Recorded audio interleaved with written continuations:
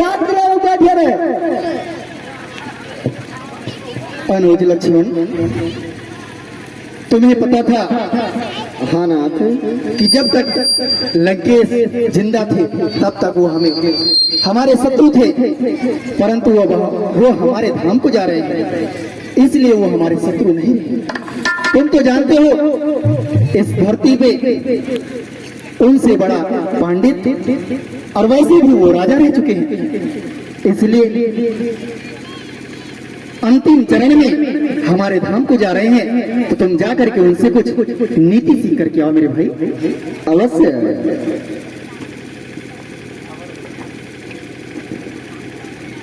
महाराज रावण के चरणों में लक्ष्मण का प्रणाम।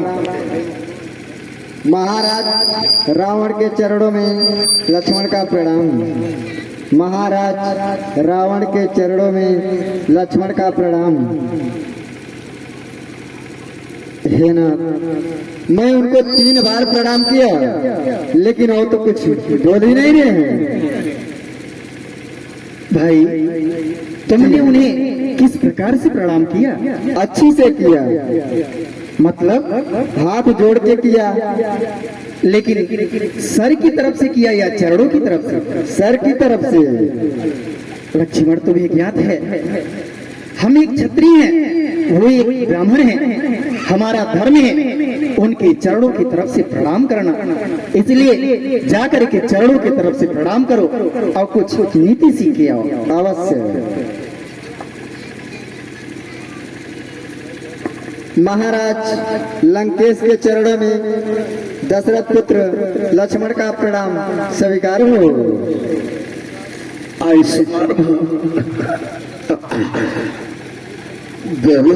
हे महाराज, किस लिए आए हो? मैं अपने बड़े भाई के आज्ञानुसार आपसे कुछ राजनीति सीखने आया हूँ। कृपा करके आप हमें कुछ राजनीति बता दीजिए। ये बताओ, अयोध्या का राजा कौन बनेगा? मेरे बड़े भैया। क्या अपना धनुष बाण मुझे दे सकते हो? अवश्य। तो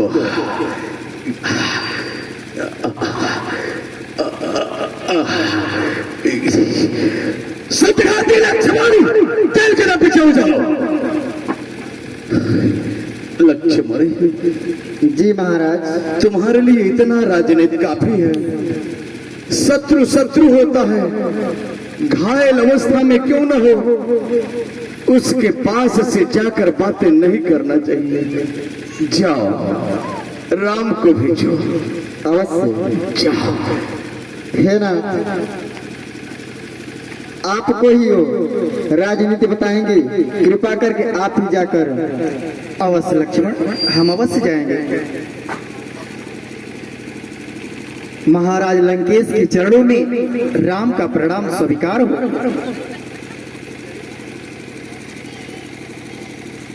महाराज लंकेश, इस धरती पे आपसे बड़ा पांडित और वैसे भी आप राजा रह चुके हैं, इसलिए आप मृत्यु से पहले आप हमारे धाम को जाते जाते कुछ हमें नीतियां सिखाते जाए। हाँ, अब तो शरीर यह जर्जर हो चुका है, क्या राजनीति बतलाऊं? यदि राजनीति सिखना था तो पहले क्यों नहीं मिले? पर आप यदि पूछ रहे हैं तो इन बातों पर विशेष ध्यान देना। अच्छा काम करना है तुरंत कर डालो, बुरा काम करना है उसे आजकल करके टालते जाओ, क्योंकि हमारे लिए अच्छे काम रहे। मैंने विचार किया था कि क्षीर सागर को लंके में ले आ लूंगा, स्वर्ग लोक तक सीढ़ी बनवा दूंगा। मेरा भाई कुंभकर्ण काल पर विजय प्राप्त करके काल को बंदी बनाकर मेरे पास लाया।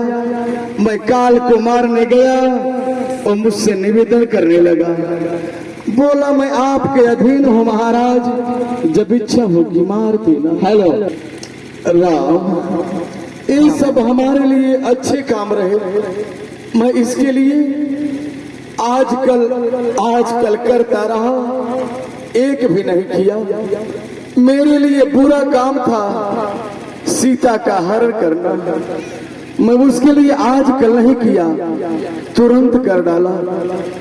मेरे लिए बुरा काम रहा भाई विभीषण को राज दरबार में लात मार कर निकाल देना, मैं उसके लिए भी आजकल नहीं किया, तुरंत कर डाला।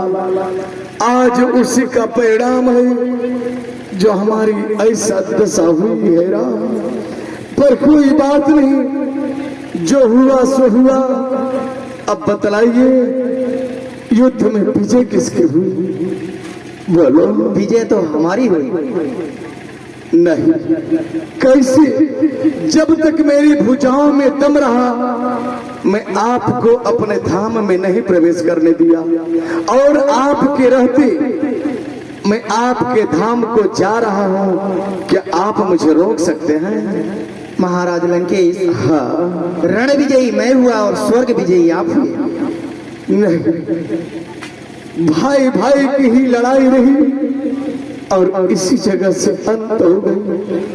विभीषण आओ, आओ विभीषण, गल से गल मिलो।